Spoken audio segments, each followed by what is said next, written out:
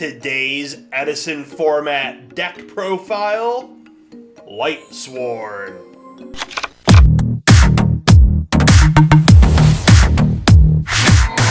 What's up, guys, and welcome back to the channel.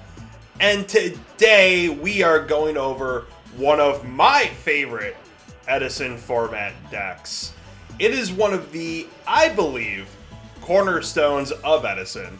Because when you think of Edison format, or just really think about that era of Yu-Gi-Oh, you think about Blackwings, then you also think about Lightsworns as well too. And I think there's a reason to that. I think because it is consistently one of the best and I think most fun decks. I mean, their artwork is amazing, milling is amazing, and Judgment Dragon is the boss monster of all boss monsters as well. So without further ado, why don't we go ahead, jump on into that deck profile. But before we do that, smash that subscribe button if you want to see more deck profiles in the future. Alright guys, so kicking off the deck, like I said, he is the boss monster of all boss monsters. We are running 2 copies of the big baddie Judgment Dragon. Pay 1,000 life points, destroy all other cards on the field. Easy 3k, hitting right to your opponent. So, pretty good, pretty good. Not only that, end of the turn, you mill 4 cards as well. But he can only be special summoned if you have 4 differently named Lightsworn monsters in your graveyard. Not that that's ever really a problem because you are milling so frequently in this deck, but we also have a few other cards that can help with that as well too. So, we got 2 copies of Judgment Dragon, and then we have our onslaught of differently named Lightsworn monsters. So, we have 1 copy of Aaron, who's good for clearing out the field. We have 1 copy of Garoth, who's actually going to help you mill a little bit extra when you already are milling. Then we're going to have 1 copy of Jane, and I have seen some decks run 2 of him. He's a very good beater. I mean, he gains attack during the damage step, during your damage step, which I should clarify. So it's not too bad. He does mill 2 cards at the end of the turn, so pretty solid, pretty solid. 1 copy of Illumina, who's actually going to special summon Lightsworn monsters of level 4 or lower. I don't know why I always think it's 3.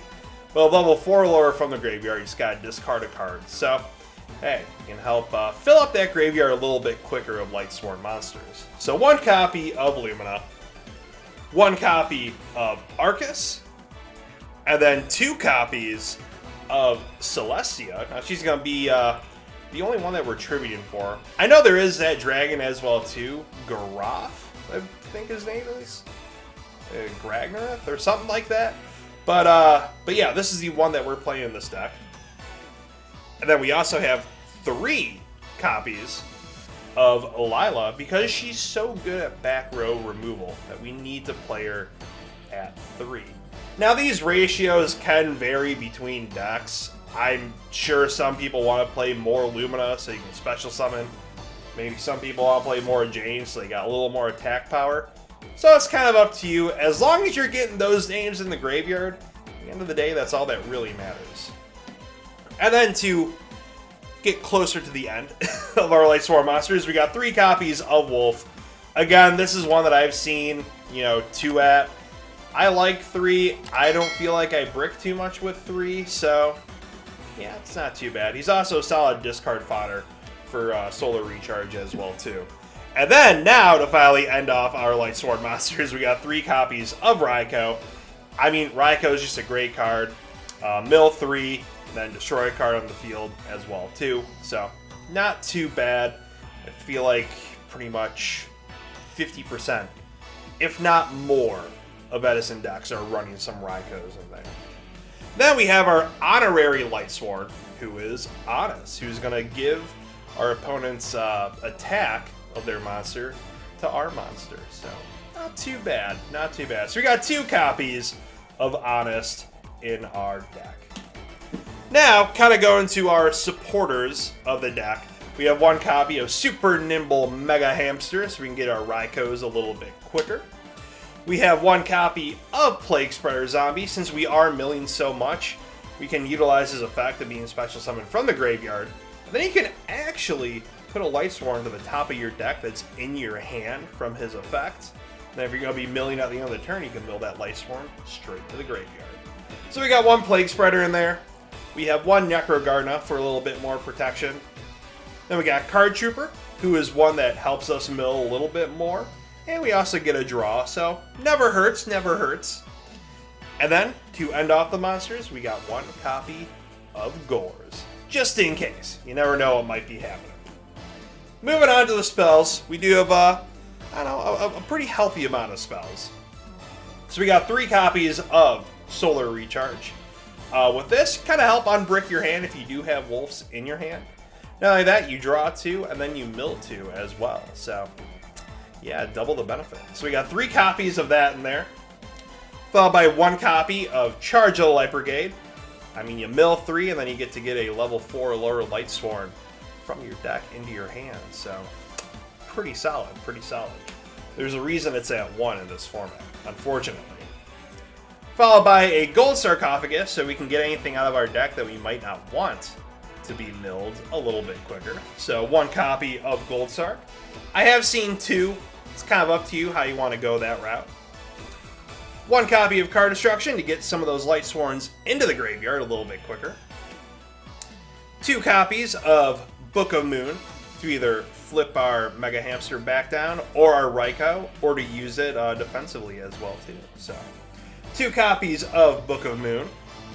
A copy of Cold Wave to help shut down spells our opponent might be keeping in their hand, or traps that they might have on the field. So pretty good right there. Add a little bit extra protection to our monsters.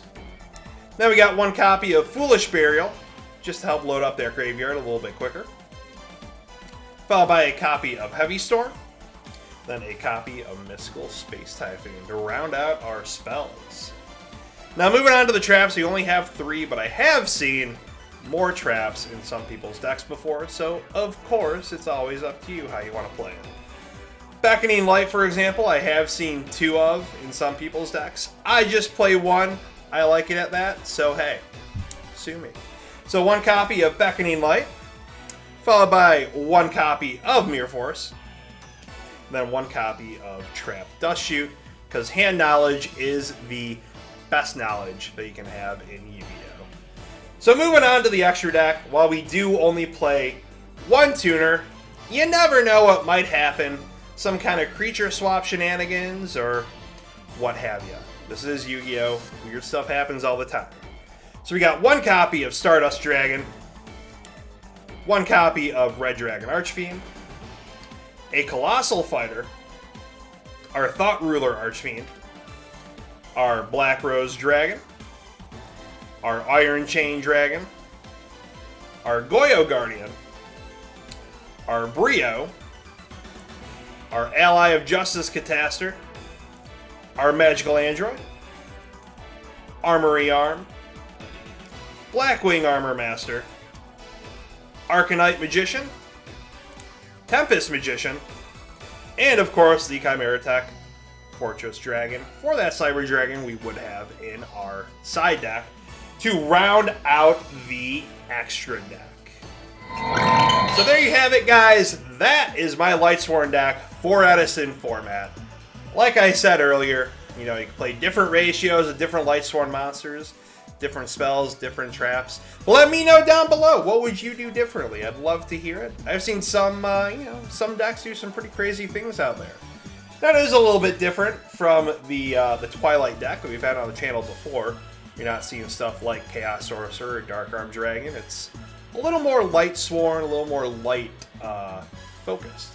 So, hey, there's 50 million ways to skin a rescue cat. So, let me know down below what you guys think. What would you do differently? Of course, check out the links down below as well, too. Use that TCG player link if you're going to buy anything Edison format related or anything else. Check out rpkgaming.com. And of course, be sure to check out the Etsy store where I have a sick Well-A-Dad playmat. I'm going to be putting up some more ones too, I think. 'Cause it's pretty fun to design playmats. But we'll see you guys on the next one. Goodbye, and good night.